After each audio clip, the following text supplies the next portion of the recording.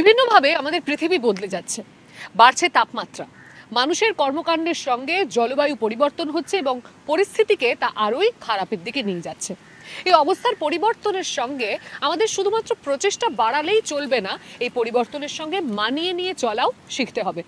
নমস্কার, ইকো ইন্ডিয়ার আজকের পর্বে আপনাদের সকলকে স্বাগত জানাচ্ছি। আমি দেবী সাহা। আজকের পর্বে থাকছে বিদ্যুৎ চালিত রিক্সা শুধুমাত্র শহুরে বাসিন্দাদের যাতায়াতকেই সহজ করছে না, ভারতকে জলবায়ু পরিবর্তনের লক্ষ্যমাত্রা অর্জনেও সহায়তা দিচ্ছে। তাছাড়া রাসায়নিক সারের ব্যবহারে সামুদ্রিক পরিবেশের ক্ষতি হচ্ছে, প্রাণ হারাচ্ছে ডেনমার্কের উপকূল। সেখানে প্রাকৃতিক ভারসাম্য ফিরিয়ে আনা কি আদৌ সম্ভব? তবে শুরু করা যাক লাদাখ থেকে। তীব্র জল সংকটে ভুগছেন হিমালয় বেষ্টিত এই অঞ্চলের কৃষকেরা। জলের জন্যে তারা হিমবাহের ওপরে নির্ভরশীল। তবে জলবায়ু পরিবর্তনের কারণে তাপমাত্রা বৃদ্ধি পাওয়ায় হিমবাহ সংকুচিত হচ্ছে, ফলে জলের প্রবাহ কমছে। এই সমস্যার সমাধানে প্রথাগত কৌশলের সঙ্গে প্রযুক্তির মেলবন্ধন ঘটাচ্ছেন স্থানীয়রা। পাহাড় বেয়ে জল বইতে শুরু করেছে। সোনম ও তার স্ত্রী সেই জল নিজেদের জমিতে নেয়ার চেষ্টা চালাচ্ছেন। তারা জমিতে মোটর লাগাবেন। কৃষিকাজ তাদের জন্য দিন দিনই কঠিন হয়ে উঠছে।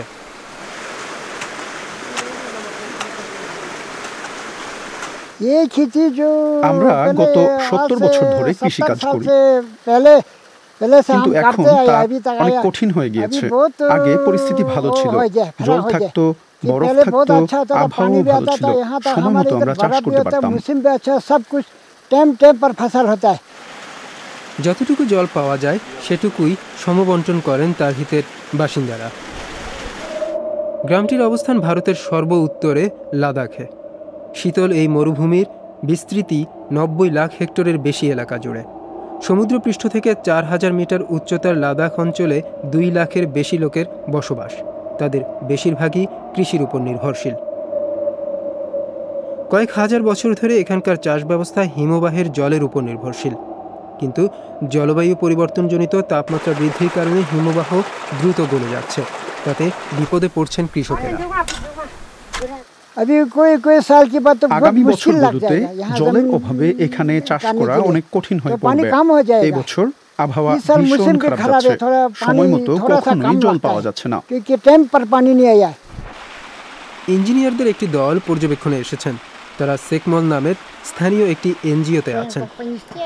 লাদাখের মানুষের টেকসই ভবিষ্যতের জন্য কাজ করছে এনজিওটি। গ্রীষ্মে জলের প্রবাহ নিশ্চিত করতে ইঞ্জিনিয়াররা বৌদ্ধ মন্দিরের আদলে বরফের স্তূপ তৈরি করেছেন। কৃত্রিমভাবে তৈরি এই হিমবাহ শীতের সময় পর্বত থেকে নেমে আসা জলের কিছুটা ধরে রাখে। গ্রীষ্মে সেই জল বাসিন্দারা ব্যবহার করেন।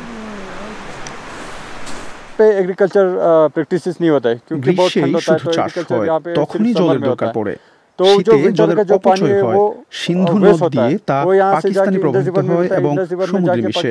জল সংরক্ষণের জন্য আমরা একটি কৃত্রিম হিমবাহ বানিয়েছি। बचाने के लिए एक आर्टिफिशियल ग्लेशियर बनाते हैं। প্রথমে কাঠের একটি কাঠামো তৈরি করা হয়। শীতে মাটির নিচ দিয়ে পাইপের মাধ্যমে পর্বতের জলকে জায়গা মতো আনা হয়। চাপের তারতম্যের কারণে জল উপরের দিকে উঠে আসে। শীতকালে বাতাসে তাপমাত্রা থাকে -20 ডিগ্রি সেলসিয়াস। জল জমে সেটি এমন কৌণিক আকার ধারণ করে। কয়েকশো কিলোমিটার দূরের গ্রাম লেকসে, সেখানকার মানুষও একই লড়াই চালিয়ে যাচ্ছেন। গ্রীষ্মে সেখানে মাত্র 50 মিলিমিটার বৃষ্টি হয়। তবে পরিবর্তন আসছে। স্কালজাং ইয়াংচেন শুকনো পালং শাক দিয়ে স্যুপ বানাচ্ছেন। তিনি ও তার স্বামী নিজেরাই পালং চাষ করেন।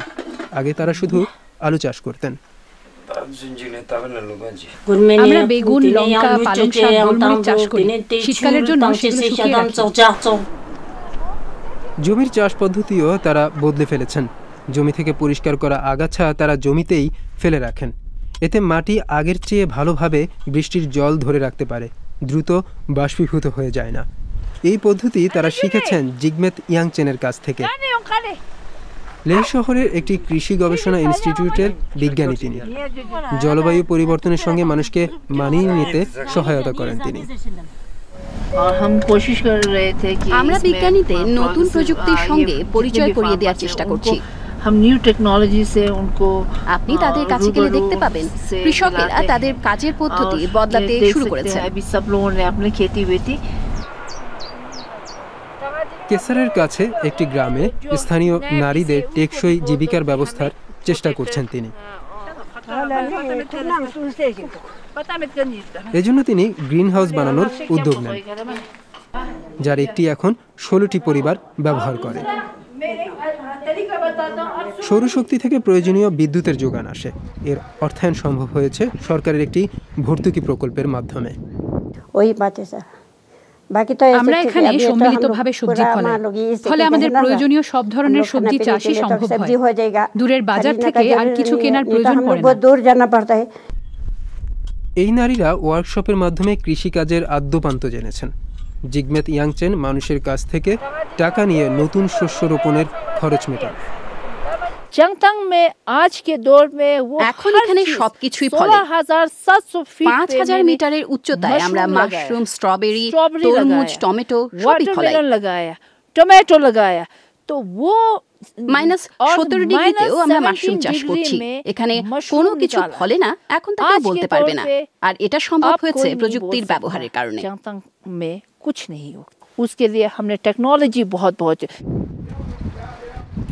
লাদাখের মানুষের জন্য জলবায়ু পরিবর্তন বড় এক বাধা হয়ে এসেছে। পর্যাপ্ত ফসল ফলানো সম্ভব হলেই কেবল হিমালয়ের এই পার্বত্য অঞ্চলে টিকে থাকতে পারবেন তারা। আমাদের পরিবেশ বা বাস্তু সংস্থানের জন্য বনভূমি বা অরণ্য কতটা গুরুত্বপূর্ণ তা বলার অপেক্ষা রাখে না। তবে 2000 সাল থেকে শুরু করে এখনো পর্যন্ত ভারতবর্ষে 23 লাখ হেক্টর বনভূমি উজাড় হয়ে গেছে। এবং এই সমস্যা শুধুমাত্র আমাদের দেশে নয়, জার্মানিতেও বনভূমি উজাড় হয়ে যাচ্ছে। তবে এর মধ্যে ভালো খবরও আছে। জার্মানির বনভূমিগুলো বেশিরভাগ দেখতে এমনই ছিল, যা এখন দেখতে এমন। মাত্র 3-4 বছরে কয়েক যুগ বয়সী বন পুরোপুরি পাল্টে গেছে। জার্মানির বিভিন্ন অঞ্চল, ইউরোপ এবং উত্তর আমেরিকাতেও একই ঘটনা ঘটছে। But this isn't your typical "the planet is dying" story. This could actually be good news. বোঝার জন্য পেছনে যাওয়া যাক। দ্বিতীয় বিশ্বযুদ্ধের পরের কথা। চারদিকে ব্যাপক ধ্বংসযজ্ঞ, সবকিছু নতুন করে করতে হবে। যৌথ বাহিনী জার্মানির একত্রীকরণ চাইলেও তা ভেঙে যায়। জার্মানিকে বিভিন্ন বস্তুর বিনিময়ে যুদ্ধের দায় মেটাতে বলা হয়, যেমন কাঠ। এর পরিমাণ ছিল বিশাল, কোনো কোনো হিসাবে তা জার্মানির 10% বনভূমির সমান। এরপর জার্মানির চাহিদা মেটাতে নতুন করে বন গড়ার প্রয়োজন হয়। এজন্য কোন ধরনের গাছ বেছে নেওয়া হলো? মূলত স্প্রুস। সে সময় একে ভালো সিদ্ধান্ত বলে মনে করা হয়েছিল। কেন তা জানতে যাচ্ছি মধ্য জার্মানির থুরিঙ্গিয়ার বনরক্ষক ফানি হুর্টিসের কাছে। Die Fichte ist schnellwüchsig, sie bringt häufig gerades und qualitativ hochwertiges Holz, was sich dann eben auch gut durch die Sägewerke verarbeiten lässt, zu Möbeln, zu Fußböden, fürs Papier etc. Also sie ist eigentlich sehr weiträumig einsetzbar.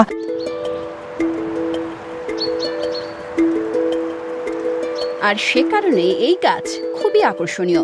জার্মানির বনকর্মীরা তা বিস্তৃতভাবে রোপণ করেছেন। খারাপভাবে বেড়ে ওঠায় অল্প জায়গায় দ্রুত বেড়ে উঠতে পারে সেগুলো। জার্মানিতে স্প্রুস সবচেয়ে সহজলভ্য গাছ। বনগুলোর 1/4 এই গাছের দেখা মেলে। বিশ্বজুড়ে বনভূমি অস্তিত্বের সংকটে। খরা, আগুন, ঝড় থেকে শুরু করে নানা কারণে বাস্তুসংস্থানের এই ভিত্তি দুর্বল হয়ে পড়ছে। জার্মানিও তার ব্যতিক্রম নয়। গ্রীষ্ম দীর্ঘায়িত হওয়ায় গাছ শুকিয়ে যাচ্ছে, জল সংকটে পড়ছে। স্প্রুস গাছের তুলনামূলক বেশি জলের প্রয়োজন পড়ে, কারণ তাদের শিকড় মাটির গভীর থেকে জল টেনে নেয়ার উপযোগী নয়। এটি মানুষ বা গাছেদের জন্য ভালো খবর না হলেও ক্ষুদ্র এই প্রাণীদের জন্য ভালো। বার্ক বিটল বা বাকুল পোকা। জার্মানি ও ইউরোপের জঙ্গলগুলোতে ক্ষুদ্র এই পোকার অস্তিত্ব দেখা যায়। গাছের বাকুল এদের পছন্দ। গাছে গর্ত করে এরা বাসা বাঁধে এবং সঙ্গী আকৃষ্ট করতে ফেরোমোনস নিঃসরণ করে। সেখানে তারা ডিম পাড়ে। স্বাস্থ্যবান বৃক্ষ রজন নিঃসরণের মাধ্যমে পোকা থেকে নিজেকে রক্ষার চেষ্টা করে। কিন্তু তৃষ্ণার্ত দুর্বল গাছের পক্ষে তা সম্ভব হয় না, আর তাই পোকাদের জন্য এখন সুসময়। Also vor 5 Jahren war die Fläche noch voll bewaldet. Wenn wir jetzt heute hier stehen und die Fläche ist vielleicht letztes Jahr befallen gewesen, kann durchaus dieses Jahr diese Fläche innerhalb von weniger Wochen auch noch befallen sein. গাছের পুষ্টি আর জল সরবরাহের ব্যবস্থাকে এই পোকা নষ্ট করে দেয়। গোটা ইউরোপে তারা ধীরে ধীরে ছড়িয়ে পড়ছে। গরম যত বেশি পড়বে তত বেশি পোকার প্রজনন হবে। পুরো মাত্রায় সংক্রমণ ঘটলে কি হতে পারে তা দেখতে আমরা পাড়ি জমিয়েছি হার্টস ন্যাশনাল পার্কে। এখানে 90% স্প্রুস গাছ মারা পড়েছে। বার্ক বিটল সেখানে হানা দিয়েছে, গাছ সাবার করে সরে পড়েছে। এলাকাটি এখন বিরান ভূমিতে পরিণত হয়েছে। আমরা হার্টস ন্যাশনাল পার্কের প্রধান রোল্যান্ড পিচের সাথে দেখা করেছি। স্প্রুস গাছের সবচেয়ে বেশি ঘনত্ব থাকা এই এলাকাটি ব্যাপকভাবে আক্রান্ত হয়েছে, কিন্তু পিচ সহ অন্য অনেকের কাছে তা কোনো দুর্যোগ নয়। বার্ক পোকাকে তিনি ক্ষতিকারক নয় বরং আশীর্বাদ বলে মনে করেন। Die Frage ist ja, was passiert hier? Und was hier passiert, die Eulenfichten sind weg, ja. Und hier kommt jetzt der Wald, der hier hingehört. Wenn das grün ist und Sie sehen, was hier für eine Kraft, was für ein Leben drin, finde ich das schön. Ich finde das hier super toll und super spannend. বনের একটি অংশের গাছ কেটে ফেলা হয়েছে যাতে পোকা পাশের বনে সহজে ছড়িয়ে পড়তে না পারে। ন্যাশনাল পার্ক কর্তৃপক্ষ প্রকৃতিকে প্রকৃতির মতো রাখতে চান, তাই পোকা দমনে তারা উদ্যোগ নেয়নি। ন্যাশনাল পার্কের এক একটি অংশের চিত্র এক এক রকম। কোথাও গাছ আপনা থেকে বেড়ে উঠেছে, আবার কোথাও গাছ বেড়ে উঠতে মানুষের ভূমিকার প্রয়োজন পড়ছে, যাতে স্প্রুসের জায়গায় আরও স্থানীয় উদ্ভিদ বেড়ে উঠতে পারে। এটি শুধু একটি দিক। সংরক্ষিত এলাকা হওয়ায় ন্যাশনাল পার্ককে আর কাঠ উৎপাদনের জন্য ব্যবহার করা যাবে না, কিন্তু জার্মানির মোট বনভূমির মাত্র 3% এমন সংরক্ষিত। বাকিগুলোর কিছু সরকারি, কিছু কাঠ উৎপাদনের জন্য বেসরকারিভাবে নিয়ন্ত্রিত। টেকসই নির্মাণ সামগ্রী হিসেবে কাঠের চাহিদা সামনে আরও বাড়বে। জার্মানির থুরিঙ্গিয়ার বনরক্ষকরা বাকল পোকার বিষয়ে ভিন্ন অবস্থান নিয়েছেন। সংক্রমণ ঘটছে কিনা তা নিয়মিতভাবে তারা পরীক্ষা করে দেখছেন। তেমন গাছ পেলে সেটি তারা আলাদা করে চিহ্নিত করে রাখেন। পোকার বিস্তার রোধে যত দ্রুত সম্ভব সেই গাছ তারা কেটে ফেলেন। বিস্তৃত এলাকা জুড়ে এমন গাছ কেটে ফেলা হয়েছে। আবারও যাতে একই ঘটনা না ঘটে সেজন্য একটি গাছের উপর নির্ভর না করে বৈচিত্র্যময় গাছের প্রতি দৃষ্টি দেওয়া হয়েছে। Bei Aktien im Portfolio versucht man ja auch zu streuen, um nicht zu rutschen. Und genauso was versuchen wir im Mischwald auch. বিজ্ঞানী নিকো ফ্রিশবিয়ার ভবিষ্যতের বন খোঁজার চেষ্টা চালাচ্ছেন। সেগুলো কেমন হতে পারে সেই ধারণা পাওয়া যায়। প্রথমটি বীজ ও সিকামোর নিম্নভূমিতে মানিয়ে নেওয়ার মতো গাছ। এদের শেকড় মাটির গভীরে পৌঁছায়, তাই কম জলেও টিকে থাকে। দ্বিতীয়টি উত্তর আমেরিকার গাছ ডগলাস ফার, যা উচ্চ তাপ আর খরা সামলাতে পারে। আপাতত এই গাছগুলো ভালো সমাধান মনে হলেও পৃথিবী অনবরত উষ্ণ হয়ে ওঠার প্রেক্ষিতে পুরনো গাছের সাথে মিশ্রণ ঘটানোর প্রয়োজন পড়তে পারে। কোনটি উপযুক্ত তা নির্ধারণে থুরিঙ্গিয়া বন বিভাগ 10 বছরের বেশি সময় ধরে পরীক্ষা নিরীক্ষা চালাচ্ছে। Also es ist aufwendiger, schon mal, weil man sich mit mehreren Baumarten und Mischbeständen beschäftigen muss.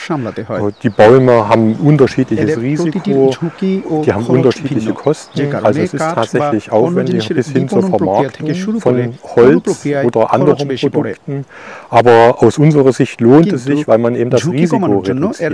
Also man hat vielleicht mehr Ausgaben und einen geringeren Ertrag, der kommt aber weniger risikobehaftet tatsächlich beim Waldbesitzer an. এই বন আর national পার্কের দৃষ্টিভঙ্গি থেকে বোঝা যায় ভবিষ্যতের ইউরোপীয় আন্তর্জাতিক বন দেখতে কেমন হবে।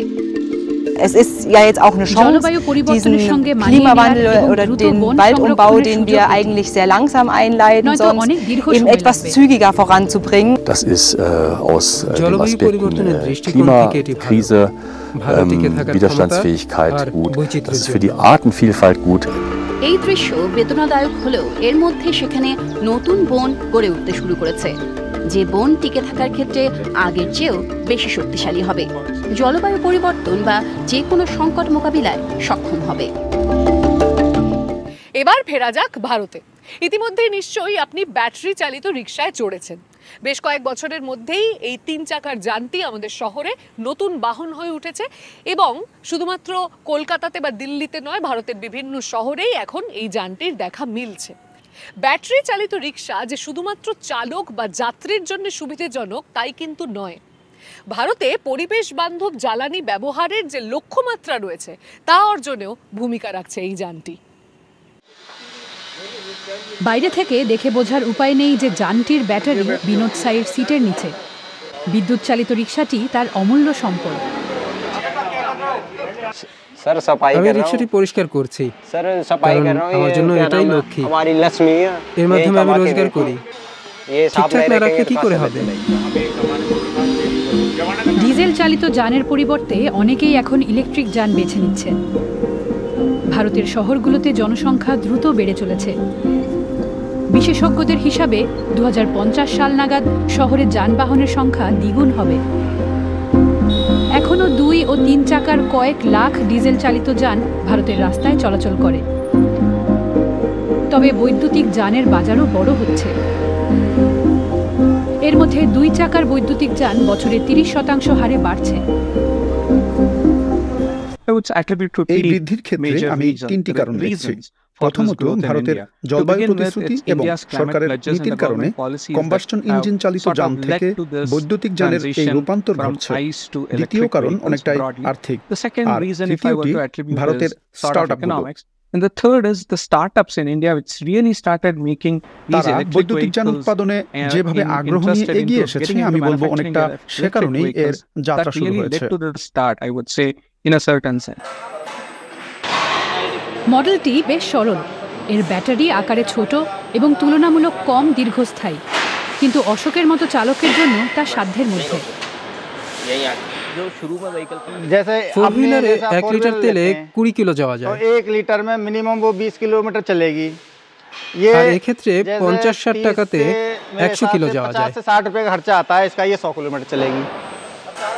নতুন ইলেকট্রিক রিকশা কিনতে এসেছেন তিনি। বিদ্যুৎ চালিত যানের ব্যবহার বাড়াতে বিপুল বিনিয়োগ করছে সরকার। ক্রেতা ও বিক্রেতা দুই পক্ষের জন্যই আছে ভর্তুকি ও প্রণোদনা। শুরুতে এমন একটি যানের দাম পড়তো $3000 মতো, এখন $950 টাকার ভর্তুকি বাদ দিয়ে দাম 1500 বা এর আশেপাশে। সেদিক থেকে এটি গ্যাসোলিনে চলা কারের চেয়েও সস্তা। ক্রেতাদের জন্যও তা নতুন এক অভিজ্ঞতা।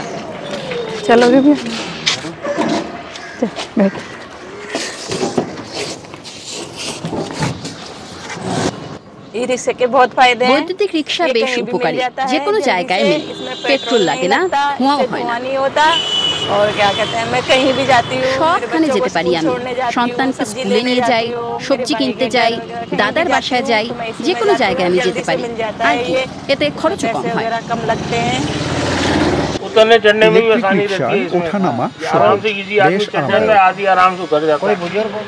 অশোক রিকশা নিয়ে পরীক্ষামূলক চালনায় বেরিয়েছেন। দাম কম কিন্তু আয় বেশি হয়, আবার খরচও কম পড়ে, যে কারণে একজন চালক একদিনে 1000 থেকে 1200 টাকা অনায়াসে আয় করতে পারে। সে কারণেই নতুন আরেকটি রিকশা কিনতে চান তিনি। এই সংস্থাটি মাসে 200টি রিকশা বিক্রি করছে, নতুন কর্মী নিয়োগ দিচ্ছে। इंडिया के अंदर जैसे 10 বছর ধরে এই ব্যবসায় আছি এবং ভালো প্রবৃদ্ধি পাচ্ছি, কিন্তু কোভিড পরবর্তী শেষ 2 বছরে অনেক বেশি প্রবৃদ্ধি হয়েছে। বৈদ্যুতিক যানের প্রতি মানুষের মনোভাবে পরিবর্তন হয়েছে। ভবিষ্যতেও ভালো সাফল্যের সম্ভাবনা দেখা যাচ্ছে। এমন কয়েকশো সংস্থার হাত ধরে ভারতের বৈদ্যুতিক যানের বাজার এগিয়ে চলছে। বিনোদের মতো অনেকেই জীবিকার জন্য ইলেকট্রিক রিকশা বেছে নিচ্ছেন এবং দূষণ কমাতে সহায়তা করছেন। শস্যের উৎপাদন বাড়াতে আমরা সার ব্যবহার করি, কিন্তু এর ফলে সামুদ্রিক পরিবেশের বড় ধরনের ক্ষতি হচ্ছে। গবেষকদের পরিসংখ্যান অনুযায়ী ভারতে প্রতি বছর 50 লক্ষ টন সার উপকূলীয় রেখাকে দূষিত করছে এবং এই একই সমস্যায় রয়েছে ডেনমার্কও। এর ফলে বাল্টিক সাগরে অক্সিজেন ফুরিয়ে যাচ্ছে। অনিন্দ সুন্দর প্রকৃতির কারণে বাল্টিক সাগর উত্তর ইউরোপের অন্যতম পর্যটন গন্তব্য। উপকূলবর্তী ভাইলা ফিওর্ড ডেনমার্কের অন্যতম ব্যয়বহুল। উপর থেকে দেখার এই সৌন্দর্যই এর পুরো চিত্র। প্রতি সপ্তাহে মাছ ধরতে গিয়ে জেলে লাসে মিকেলসেন ফিওর্ডের সংকটাপন্ন চিত্র দেখতে পান। নিচের শৈবালের কারণে জলের উপরিভাগ ক্রমশ ধূসর হয়ে যাচ্ছে। পর্যাপ্ত আলো আর অক্সিজেনের অভাবে ভুগছে তলদেশের জলজ উদ্ভিদ আর প্রাণীরা। বিজ্ঞানীদের তোলা ছবিতে ফিওর্ডের প্রাণহীন তলদেশের পরিস্থিতি দেখা যাচ্ছে। আগে সেখানটায় নানা জাতের মাছের বিচরণ ছিল। মিকেলসেনের মতো জেলেদের কাছে তা ছিল মাছ ধরার স্বর্গ, কিন্তু এখন সেখানে আর কোনো মাছ নেই। অর্ধশত বছর ধরে তিনি এই সমুদ্রকে চেনেন।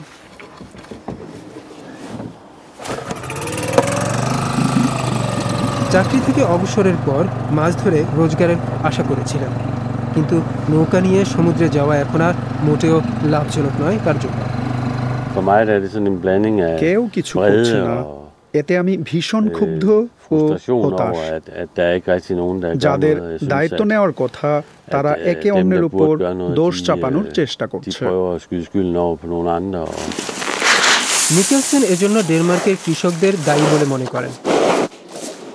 মাত্র 60 লাখ বাসিন্দার ডেনমার্কে গরু আর শূকরের সংখ্যা তার দ্বিগুণ। অনেক কৃষক তাদের জমিতে যে সার ব্যবহার করেন তা শেষ পর্যন্ত সমুদ্রে গিয়ে মেশে। ক্রিস্টিয়ান আরেল্ড মেডসেনের খামারটি ফিওর্ড থেকে কয়েক কিলোমিটার দূরে। জমিতে রাসায়নিক সারের ব্যবহার তিনি এরই মধ্যে ন্যূনতম পর্যায়ে নামিয়ে এনেছেন বলে জানান। স্যাটেলাইট থেকে পাওয়া ছবি ব্যবহার করে তিনি ঠিক করেন কোন জমিতে সার ব্যবহার করবেন, কোনটিতে নয়। তবে রাসায়নিক সারের ব্যবহার পুরোপুরি ছেড়ে দেওয়া সম্ভব নয় বলে মনে করেন। আমরা নাইট্রোজেনের ব্যবহার কমিয়েছি, এর চেয়ে বেশি করা সম্ভব নয়। কৃষক হিসেবে যতটুকু কম ব্যবহার করা যায় আমরা এখন সেই পর্যায়ে রয়েছি। এছাড়া শস্য উৎপাদন সম্ভব নয় বলে জানালেন এই কৃষক। সারের ব্যবহার কমিয়ে ফেলায় জমির অবশিষ্ট উর্বরতার উপরই এখন গাছেদের নির্ভর করতে হচ্ছে।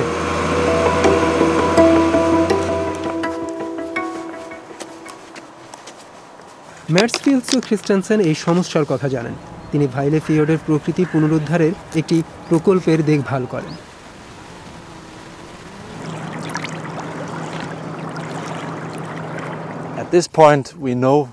ভাইলে ফিওর্ডে নির্গমন হওয়া 80% নিউট্রিয়েন্টের উৎস হল কৃষি। 10% আসে নগরের বর্জ্য জল থেকে, সম্ভবত 10% মাছ ধরা থেকে। এখানে আমরা ধারণা পেতে পারি কোথায় আমাদের মনোযোগ দিতে হবে। নাইট্রেটের কারণে প্রচুর পরিমাণে অ্যালগাই জন্মাতে শুরু করে। ফিওর্ডের সব কিছুকে তারা ঢেকে ফেলে, এমনকি আলো আসতে বাধা দিয়ে সামুদ্রিক ইলগ্রাসকেও মেরে ফেলে। বাল্টিক সমুদ্রের উপকূল জুড়ে বাস্তু সংস্থানের ক্ষেত্রে ইলগ্রাসের ভূমিকা গুরুত্বপূর্ণ। অক্সিজেন সরবরাহের পাশাপাশি ছোট ছোট মাছেদের জন্য এরা আদর্শ পরিবেশ গড়ে তোলে। আর সে কারণে খ্রিস্টানসেন ও তার দল ভাইলে ফিওর্ডে ইলগ্রাসের নতুন স্তর গড়ে তোলার চেষ্টা চালাচ্ছেন। কিন্তু এই পুনরুদ্ধার প্রকল্পটি বেশ জটিল। কৃত্রিমভাবে প্রবাল প্রাচীর আর শামুকের খামার গড়ে তোলা হয়েছে। নীল শামুক ময়লা জলকে পরিষ্কার করে, এতে সূর্যের আলো জলের গভীরে পৌঁছায়, নতুন ইলগ্রাস জন্মায় ও অক্সিজেন সরবরাহ করে। কিন্তু সমুদ্রে প্রচুর পরিমাণে নিউট্রিয়েন্ট মিশে গেলে অ্যালগাই ফিরে আসে, নাজুক ভারসাম্যটি তখন ভেঙে পড়ে। এই প্রকল্পের ব্যবস্থাপকদের জন্য চিন্তা শুধু ভাইলে ফিওর্ড নিয়েই নয়। আমরা একটা চূড়ান্ত সীমায় রয়েছি। গত 5 বছরে এই ব্যবস্থাটি ধসে পড়েছে। এটা সূচনা মাত্র। আমরা গোটা বাল্টিকে এই পরিস্থিতি দেখতে পাব। উপকূল বরাবর সমুদ্রের বাস্তুতন্ত্র হুমকিতে পড়েছে। ভাইলে ফিওর্ডে জাল ফেলে এখন কাঁকড়া ছাড়া আর কিছুই পান না মিকেলসেন। প্রাকৃতিক শত্রু না থাকায় এদের সংখ্যা বিপুলভাবে বেড়ে গেছে, ধ্বংস করছে ইলগ্রাস, শামুক আর ছোট মাছকে।